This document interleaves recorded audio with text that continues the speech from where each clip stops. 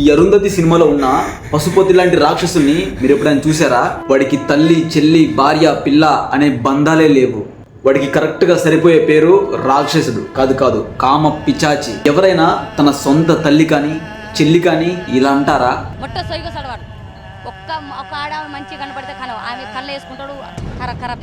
ఈ జనగాం డిస్ట్రిక్ట్ పిట్టలోని గూడెంలో అయితే ఇన్సిడెంట్ జరిగింది. కనకయ్య అనే ఒక కామ మృగం.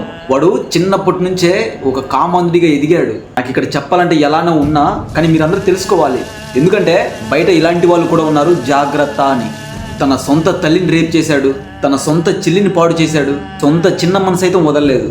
ఈ పిల్లలు ఉంటారే వాళ్ళని అవి కొనిపిస్తా అని చెప్పేసి ఆశ చూపించి వాళ్ళని మామిడి తోటలోకి అక్కడ తీసుకెళ్లి వాళ్ళని కొట్టి నరకం చూపిస్తూ పాడు చేసేవాడు. ఇదంతా కూడా నేను కావాలని చెప్పట్లేదు, ఆ ఊరంతా చెప్తుంది.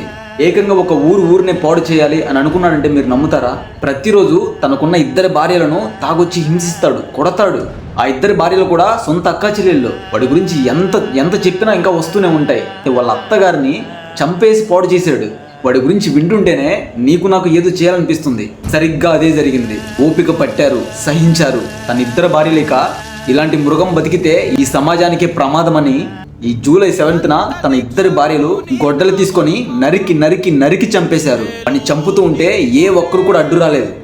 ఊరంతా ఆనందంతో చూస్తున్నారు. చంపిన బాడీని ఆ పక్కనే ఉన్న చెరువులో పడేశారు. వాడు చనిపోయిన తర్వాతే ఆ భార్యలు కానీ ఆ ఊరంతా కానీ ఒక రాక్షసుడు చనిపోయాడు అనేసి ఒక్కసారిగా ఊపిరి పీల్చుకున్నారు ఆ ఊరంతా.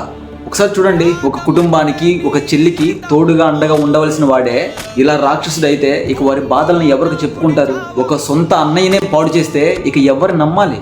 ఈ ఇన్సిడెంట్ విన్న తర్వాత మీకేమనిపించిందో మీ అభిప్రాయాన్ని కామెంట్ చేయండి. ఈ వీడియోను ఫస్ట్ టైం చూస్తుంటే ఈ పేజ్ని వెంటనే ఫాలో చేయండి, ఎందుకంటే ఈ సొసైటీలో ఇలాంటి తెలియని విషయాలను ప్రతిరోజు మీ ముందుకు తీసుకొస్తాను. సమాజంలో ఇలా జరుగుతుందా అనేసి ఇన్సిడెంట్ గురించి మీరు తెలుసుకోవాలి. మరి ఫాలో చేశారా? Thank you so much. ఇంకో వీడియోతో మళ్ళీ కలుద్దాం.